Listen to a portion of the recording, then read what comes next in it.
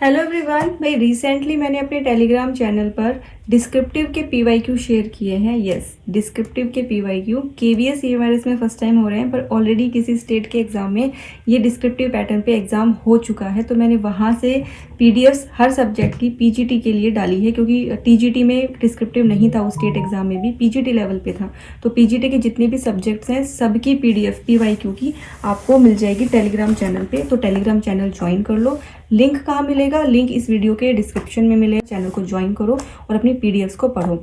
अब मैंने जो मेरी फाइनल स्ट्रैटेजी है इन दी 20 डेज, वो क्या रहने वाली है वो मैं आपको बता देती हूँ।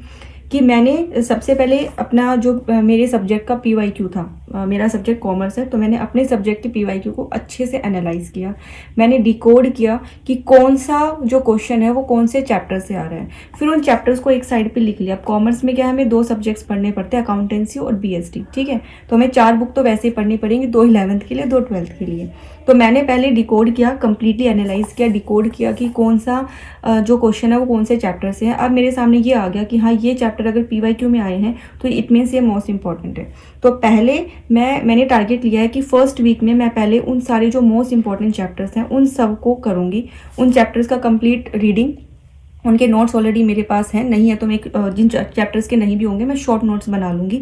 और मैं एमसीक्यू साथ में करूँगी, साथ में उस चैप्टर के जितने भी पॉसिबल डिस्क्रिप्टिव क्वेश्चंस बन सकते हैं विद आंसर राइटिंग मैं प्रैक्टिस करने वाली हूँ। अगर आप भी कॉमर्स के स्टूडेंट हैं तो आप मुझे कमेंट सेक्शन में ज़रूर बताइएगा। मैं अपने हैंड रिटन नोट्स जो मैं डिस्क्रिप्टिव राइटिंग के लिए यूज़ कर रही हूँ, या जो आंसर फॉर्मेट मैं यूज़ कर रही हूँ, या जो सैम्पल क्वेश्चन है, वो सब के सब मैं आपको टेलीग्राम पर टाइम टू टाइम पोस्ट करूँगी, ठीक है। तो वहाँ से आपको बहुत हेल्प मिल जाएगी। थर्ड मेरा क्या रहेगा कि मैंने कंसेप्ट बिल्डिंग के लिए मैं एनसीईआरटी यूज़ कर रही हूँ। मैं डे 1 से बोल रही हूँ कि एनसीईआरटी को स्किप नहीं करना।